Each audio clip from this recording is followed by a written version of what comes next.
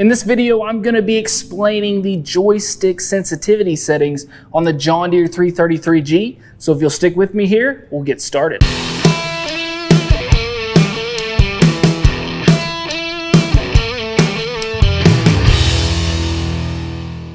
So real quick, if you guys like this video, if this video helps you out, we just ask that you hit that subscribe button, as that lets me know that I'm doing a good job as well. Now let's go ahead and jump right into these sensitivity settings. So of course we're talking about our joysticks here, our main controlling functions of the machine. So first thing we're gonna do, we have the machine started up. First thing we'll do is release our parking brake.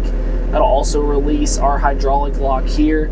And now next two buttons that I want to point out, right up here on the control panel where we just took off our parking brake, right below that is going to be our first sensitivity setting here, which is going to be our propel rate.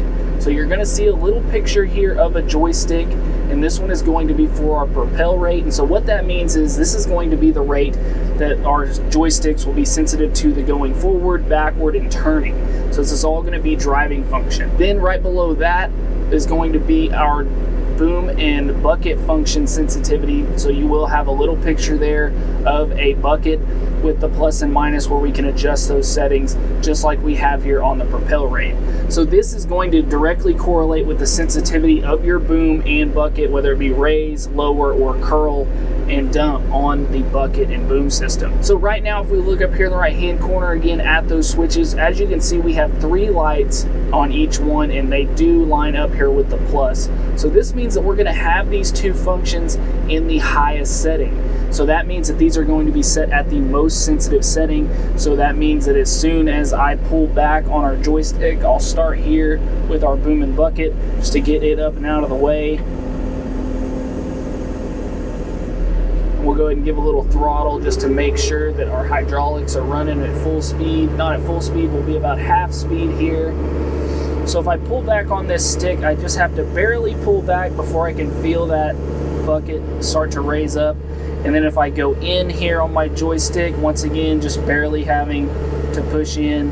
So this is set at the highest sensitivity setting. Now if I use my driving function and I go here forward, I just barely have to touch that and barely have to pull it back to go in reverse. So we are at that highest setting. Now what I can do is I can click this one time and it's going to take away 2 of those lights and put us in the lowest setting.